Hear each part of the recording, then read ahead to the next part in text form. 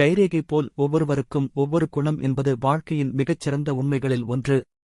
மனிதர்கள் ஒவ்வொருவரும் உடல் அமைப்பிலும், எண்ணத்தன்மையிலும், மனதளவிலும், பழக்க வழக்கங்களிலும் வித்தியாசமானவர்கள்.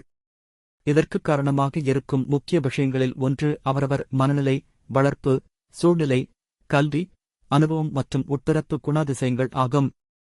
ஒரே குடும்பத்தில் பிறந்த சகோதர சகோதரிகளுக்கே கூட ஒரே மாதிரியான குணங்கள் இருக்காது என்பதே இதற்கான சிறந்த எடுத்துக்காட்டு.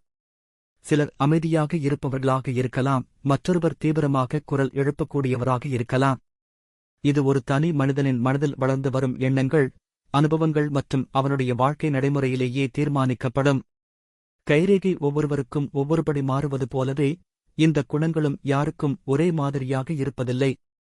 இதனால் தான் சிலர் தங்கள் வாழ்க்கையை நெறிப்படுத்தும் சிந்தனையாளர்களாக வளர்கிறார்கள், சிலர் செயல்பாட்டில் நம்பிக்கை வைக்கும் செயல் வீரர்களாக திகழ்கிறார்கள். ஒருவரின் குணத்தை புரிந்துகொள்வதன் மூலம் அவருடன் ஏற்படும் உறவு சிறப்பாக மாற முடியும். இதனால் தன்னம்பிக்கை, தன்மை அறிதல், நலம் பாராட்டுதல் போன்றவையும் வளரக்கூடும். ஆனால் ஒருவரை ஒட்டுமொத்தமாக ஒரு குணத்தால் மதிப்பீடு செய்வது தவறு, ஏனெனில் ஒவ்வொருவரும் பல பரிமாணங்களைக் கொண்டவர்கள். இதை உணர்ந்தாலே நாம் மற்றவர்களை நன்கு புரிந்துகொள்வதற்கும் நமக்கும் சிறந்த தொடர்புகளை உருவாக்கிக் கொள்ள உதவும். மனிதர்கள் யாரும் முழுமையாக ஒத்துப்போவதில்லை என்பது உண்மை. ஆனால் அந்த வித்தியாசங்களை மதித்து வாழக் கற்றுக்கொண்டால்தான் வாழ்க்கை ஒரு அழகான அனுபவமாக மாறும்.